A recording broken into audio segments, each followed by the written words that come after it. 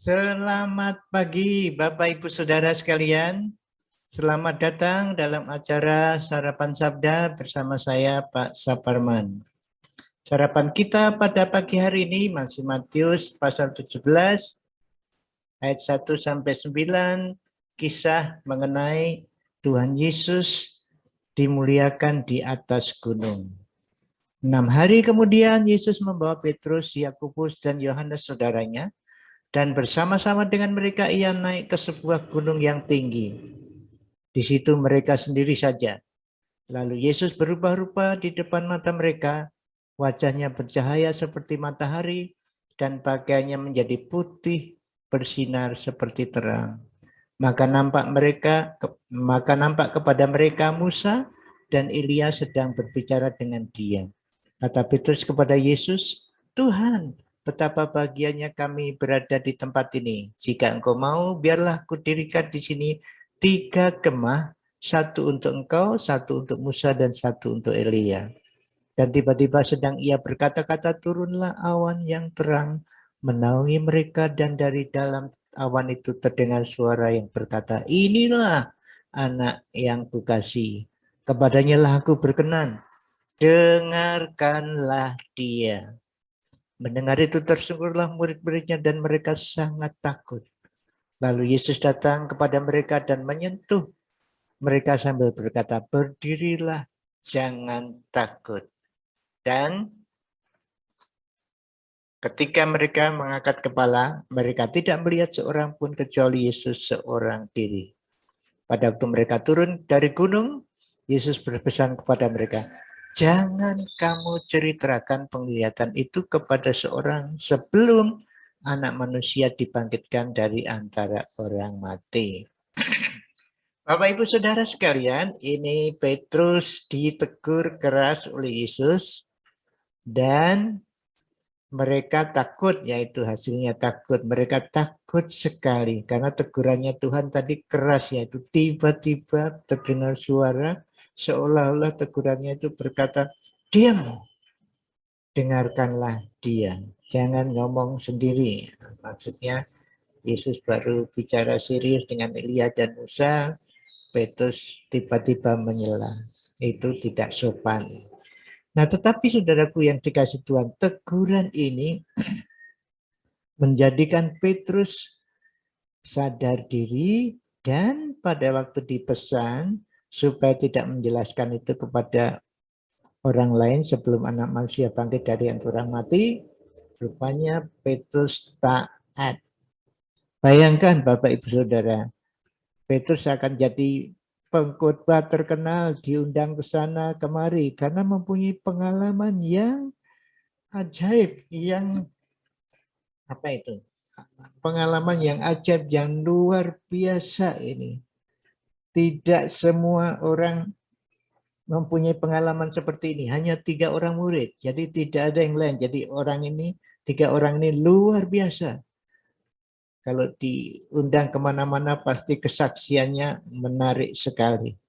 Dan bukan saja mereka menjadi terkenal, tapi juga dapat angpau ya, di mana ke sini diundang sana, diundang sini, khotbahnya, ceritanya itu, kesaksian itu diulang-ulang terus, orang senang sekali karena ini memang fenomenal pengalaman ini. Tetapi Petrus taat. Dia baru menuliskannya pada waktu nulis 2 Petrus ya, ditulis juga pengalaman ini. Jadi Bapak Ibu Saudara yang dikasih Tuhan, kadang kita kena teguran oleh firman Allah. Mari kita tidak tersinggung, tetapi teguran membawa kita lebih maju lagi. Firman Tuhan tidak selalu menghibur ya, menghibur yang susah, dihibur yang tidak punya duit, dikasih duit, yang susah, yang menderita, ditolong, yang tidak bisa makan, ditolong. Tapi bukan itu saja, firman Tuhan itu juga menegur kita. Jadi ada yang keras. Tapi itu firman Allah. Kita tidak bisa apa-apa kalau yang berfirman Tuhan yang harus taat. Ya, Bapak Ibu Saudara, kita jangan pilih ayat-ayat yang enak-enak saja yang dibaca.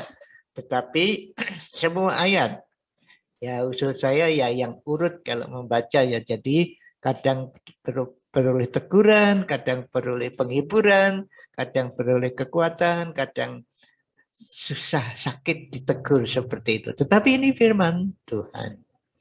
Jadi pagi hari ini mari kita menyadari bahwa teguran membawa kemajuan. Mari kita tidak usah susah kalau ditegur. Ditegur yang mengakuilah kesalahan kita dan mohon ampun. Lalu kita bisa meminta petunjuk untuk memperbaiki kelakuan kita. Amin. Mari kita berdoa.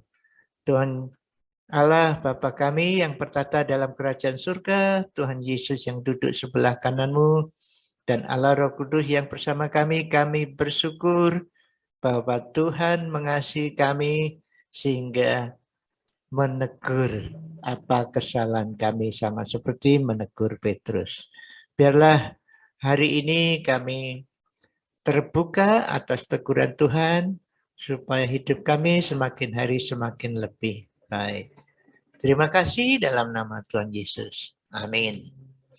Selamat beraktivitas, jaga prokes, pakai masker kalau pergi, kemudian cuci tangan, jaga jarak, jauhi kerumunan. Kurangi mobilitas atau di rumah saja kalau tidak penting tidak pergi. Tuhan Yesus memberkati Bapak Ibu, Saudara, dan saya. Amin.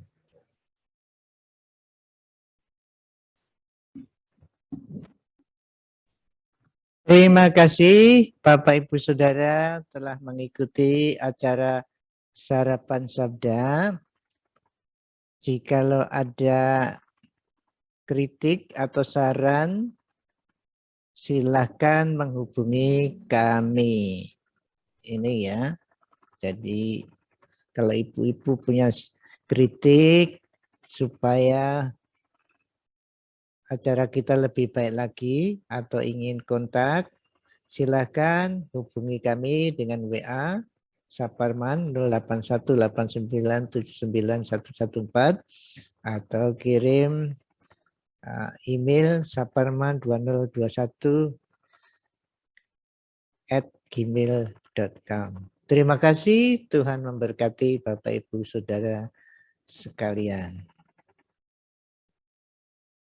Tuhan memberkati. Amin.